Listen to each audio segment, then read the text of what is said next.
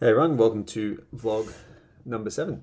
So, made it a week, very, very exciting. So today was Sunday, day of no training, day of just kind of chilling out, getting a slight head injury from hitting something. So what I want to talk about today was something just a little bit of a vulnerability, but kind of came to its head last night, actually after a recording. Sorry, I'll put that off.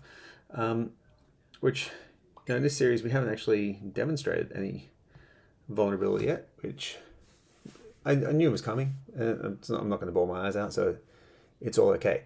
So last night, just chilling out with my wife, and noticed that a kid that I played basketball against when I was playing in the semi-pro leagues has got his NBL 1 contract and is tearing it up.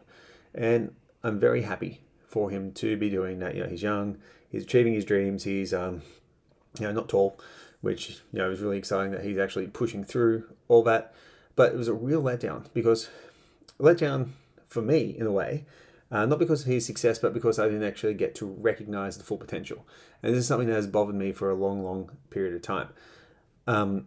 So what stopped my career from progressing, and I had no pretensions that I was going to make the NBL or the NBA.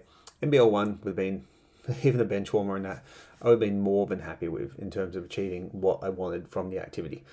And I gave it a good year, and the reason I had to stop was due to injuries. And injuries suck when you get them, and they're really, they can be really good for you, and there's a lesson in every injury, but sometimes they're just shit. Like, stuff just sucks. The whole, philosophy that people have that everything is a lesson and it's teaching you something, it doesn't really hold up well when the lesson is teaching you isn't something that you want to learn or something that you need to learn. I've had many setbacks from many different things, so I didn't need another one. And basically, the injury started playing in an outdoor basketball tournament where we didn't lose a game.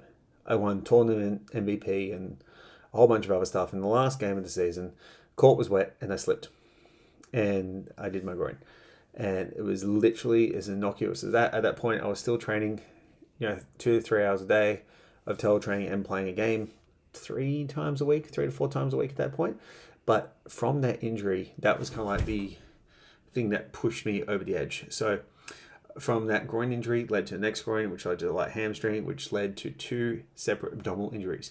So I was basically playing basketball at the semi-pro level, very fast-paced game against NBL 1, NBL, and a whole bunch of other international players in terms of college scholarships and stuff like that, with all those injuries at age 38 or 39. Don't know, can't remember when exactly I quit. It was around that age, 38, 39.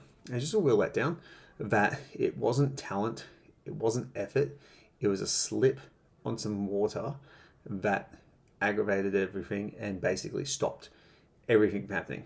And it kind of made me really down for most of, that last night and probably most of today as well. Like, it really got to me of how much, you can apply effort to a concept, and for reasons beyond your control, you can't give it your best shot.